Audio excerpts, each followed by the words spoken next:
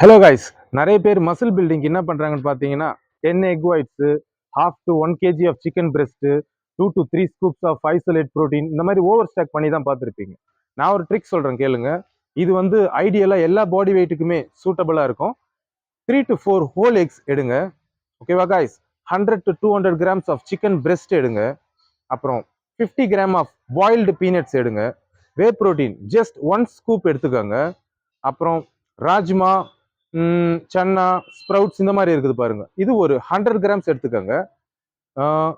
Fish ஒரு 50 to 100 grams எடுத்துக்கோங்க. அப்புறம் மில்க் 2 கிளாஸஸ் ஆஃப் மில்க் எடுத்துக்கோங்க. ஸோ நம்மளுக்கு பிளான்ட் பேஸ்டு ப்ரோட்டீன் வீகனும் கிடைச்சிருச்சு, வே ப்ரோட்டீனும் கிடைச்சிருச்சு, சிக்கன் பிரெஸ்ட்ல இருக்கிற ப்ரோட்டீனும் கிடைச்சிருச்சு, எக்ஸ் கெசின் ப்ரோட்டீன் கிடைச்சிருச்சு, எக் ப்ரோட்டீன் கிடைச்சிருச்சு. ஸோ நம்மளுக்கு ஸ்லோ அண்ட் சஸ்டைன்டு ரிலீஸ் ப்ரோட்டீனும் இருக்குது, ஃபாஸ்ட் ஆக்டிங் ப்ரோட்டீனும் இருக்குது. இதை எடுத்தாலே நீங்கள் அழகாக மசில் மெயின்டைன் பண்ணலாம். மசில் க்ரோத் ஆகணுன்ற ஃபேஸில் தான் நம்ம இதெல்லாம் பாடி ரெஸ்பாண்ட் பண்ணிட்ட பிறகு தான் இன்க்ரீஸ் பண்ணணும். எடுத்த உடனே ஓவர் ஸ்டாக் பண்ணிக்கூடாது. ஸோ பேசிக்காக இந்த ருட்டீனை நீங்கள் போட்டு ஸ்டார்ட் பண்ணுங்க. அப்புறம் போக போக உங்கள் body weight, calories, carb intake அதெல்லாம் பார்த்துட்டு நம்ம மெஷர் பண்ணிக்கலாம். ஓகேவா கைஸ்?